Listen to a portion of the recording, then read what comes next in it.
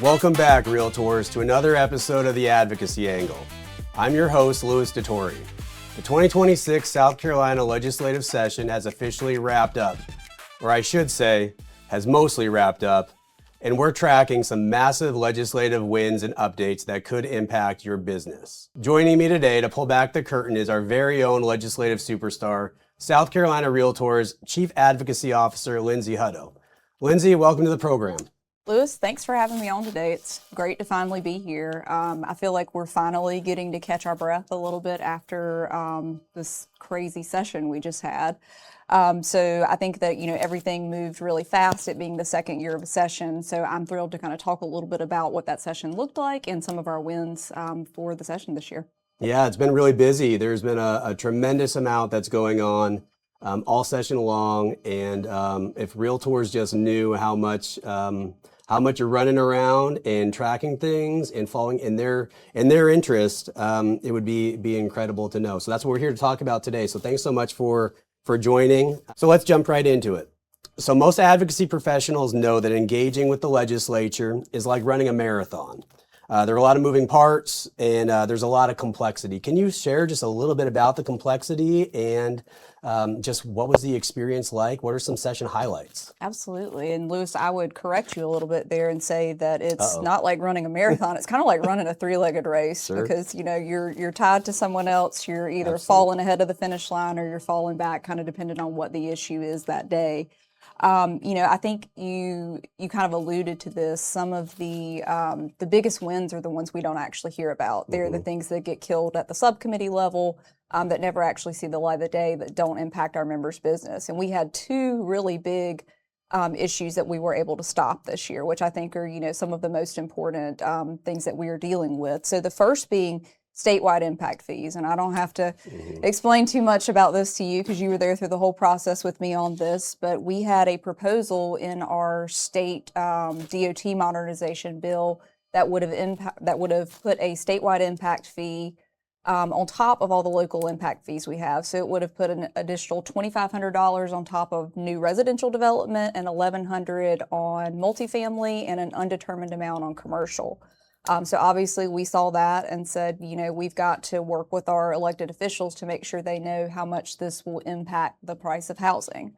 So we were luckily able to do that. We got to work with, members on both sides of the aisle to help them understand, how this stacked fee basically is going to impact, the consumers of South Carolina. And we were ultimately able to get that killed. So that was one huge thing. Absolutely. And Lindsay, I just want to give a quick shout out to our SCR president, Corwin Millett. Will you share just a little bit about how instrumental he was in his leadership in that specific piece of legislation? Absolutely. Corwin was in the trenches with us throughout this whole fight. He came to the State House with us multiple times. He testified in front of the Senate subcommittee. And was really there as legislators were coming and saying, hey, what is your suggestion? What should we do here? I don't just want to hear no for an answer. I want y'all to come with solutions, basically, to this issue. And Corwin was right there on the front lines with us, helping us come up with these solutions as we were working through this bill. So shout out to our president right now, did a wonderful job helping us get this issue through. Absolutely. No, thank you, Mr. President. Secondly, I'll mention drone legislation. We saw this a little bit, talked about before the session, but then at the end of the year, it kind of came out of nowhere, wouldn't you say, Louis? It was probably the last 2 or 3 weeks of session where just flew in from the sky. Was right on top of us. Exactly. A bill that originally dealt with drones flying over military installations and prisons ended up expanding, which could impact realtors' ability to be able to use commercial drones for marketing, listings, inspections, whatever else you might be using drones for out there. So that kind of got thrown in at the last minute, and we were also able to talk with members on both sides about making sure that they knew that this was something that was important to our industry, to our membership, and the bill was ultimately amended back just to deal with those military installations and prisons. So those were two pretty big wins this year that technically did not have to go through the process, but were stopped at the subcommittee level that really impact our members' business. Absolutely. No, and just a little inside baseball, when that drone legislation was being heard, you recall the subcommittee hearing room for that. I want to say you almost needed a drone to slip in there to hear the conversation. With the amount of interest and stakeholders that were there listening in and just standing in the hall to get in there, that was an experience to just again stay at the table.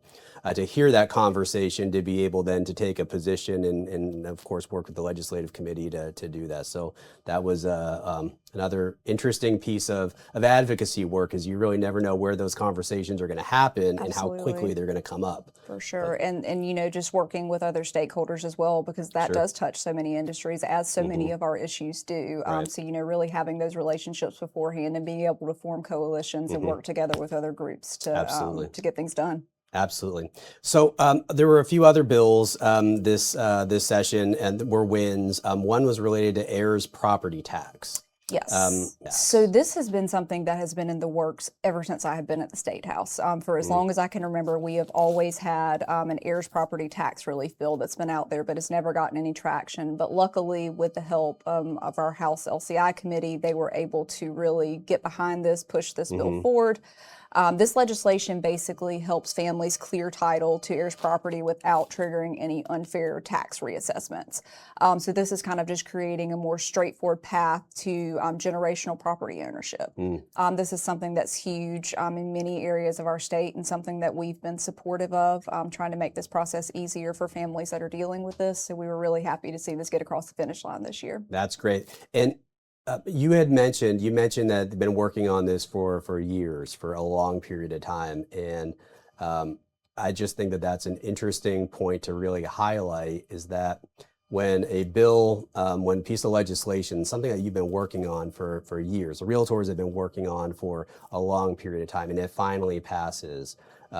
Would you say that it's most common that some of our legislative issues are just in the pipeline for a long time until there's an opportunity? Can you speak a little bit about the process for the length of time that some of these things can be hanging out there? Absolutely. So obviously, as you know, we run in 2-year sessions. So really to get things done, you have to operate within those 2 sessions. But a lot of times, if you're introducing a topic that's going to be controversial or that's going to be a big lift, you introduce it in the first year of that session, knowing that you're going to, kind of roll over into additional sessions to be able to get it done, to really work through the stakeholder process, making sure that, you are trying to identify all the obstacles kind of before you get to them. So things take time. Bureaucracy, unfortunately, moves slow. We know that, and you know that, of working in the regulatory field for a while. So it takes time, but it's when you see things get across the finish line after years and years of work, it's very rewarding. So, Lindsay, are there any other pieces of legislation, realtor wins that we can highlight here? Yeah, just a couple more I wanted to touch on. One big thing that is going to impact our membership's bottom line is a bill that's dealing with small business tax cuts. So this legislation overall kind of looks at reducing property tax and administrative compliance burdens for small businesses. But there is a specific provision in this bill that provides that small businesses get an exemption on the first $10,000 of net depreciated value of their business personal property that's owned by that business.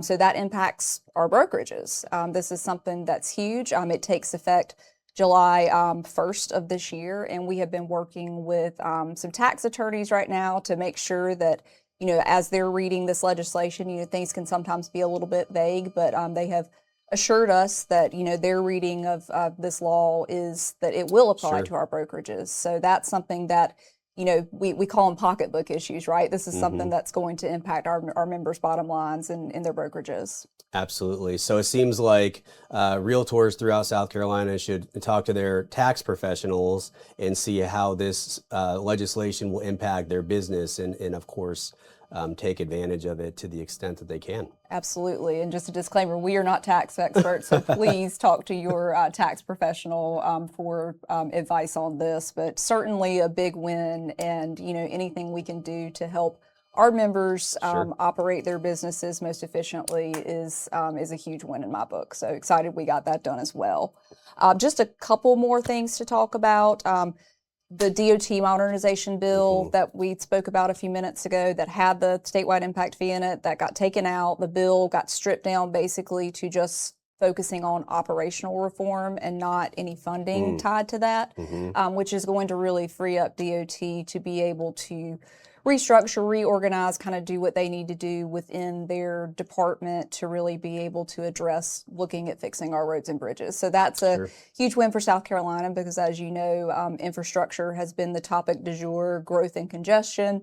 I think we heard the most about that this year than we have in a long time, and it's all because our state is doing so well, and that's a good problem to have. But it does come with its challenges of, what do we do about the growth that we're seeing? How do we deal with the congestion, and how do we deal with that in a way that, is not going to impact the consumers? Absolutely. Well, and as South Carolina continues to be the top, if not the number one destination. The number one U-Haul. The number one way, one way U-Haul. That's right.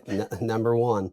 It continues to be that destination. It's going to be, this is going to be a topic that's going to continue to be at the forefront of lawmakers' minds at the state level, at the local level, dare I say the federal level, as it really all relates back to South Carolina, and will continue to be probably an agenda item that's going to need to be considered from a Realtor perspective, and will want to be helpful in the effort to continue to make South Carolina a great place to live. So I just want to thank you for your leadership at the State House as it relates to all of these issues, again, as we prioritize the Realtor agenda in our lawmakers' minds. Absolutely. And I think the most important thing we can do is keep our seat at the table. And I know we say that all the time, but that really is so crucial as our lawmakers are looking at these statewide policies that are going to impact, us in ways we don't even know about sometimes. So making sure that we're there to provide that input and that we keep those relationships with our members of the Senate and the House and our local elected officials,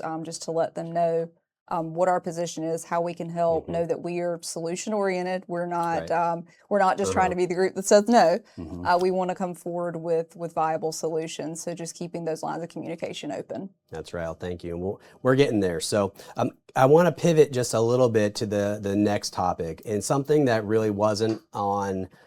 I don't think it was on our bingo card. I don't think it was on a lot of people's bingo card, and that relates to redistricting. I wanted to ask for your insight related to what really happened as it relates to redistricting, but then also talk about where we are right now and what the next several weeks will look like as it relates to a legislature that has not officially ended their work yet. Right. So we have had years in the past where we have not had what's called a sine die resolution. And that sine die resolution governs everything. It governs when you can come back. It governs the topics that you can take up. It really is the document that kind of keeps the legislature in line. So without it, I say we're kind of operating like the wild, wild west. Anything could come up. The bills that, traditionally would have, died at the end of the 2-year session are still up for grabs, basically.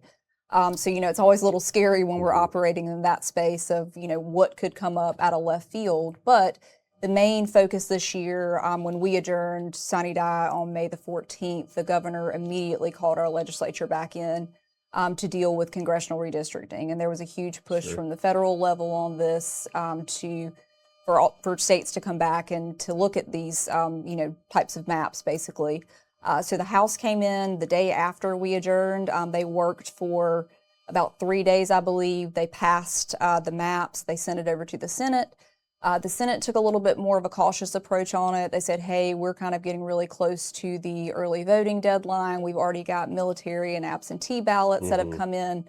And, just the timing and the potential court implications of this, the lawsuits that could follow. I think they took all of that into account when they were looking at all of this. So they ended up not actually passing the legislation. So that means that our primaries did not have to change. Our elections are staying the same. Nobody's coming off the ballot. There's not going to be a new filing period. All the complicated issues that would have followed something like that in the middle of this process. So we're operating on schedule right now without that. But outside of redistricting, you mentioned too, we're not quite done. I'm coming back to deal with the state budget at some point.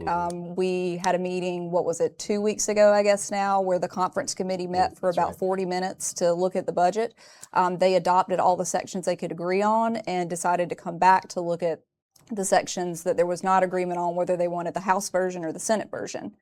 We're hearing that they may come back sometime in the next 2 weeks. It really could be any time. There's a lot of negotiations that are going on behind closed doors right now, trying to figure out, get past the primary basically, and then figure out, how they're going to negotiate going forward. Sure.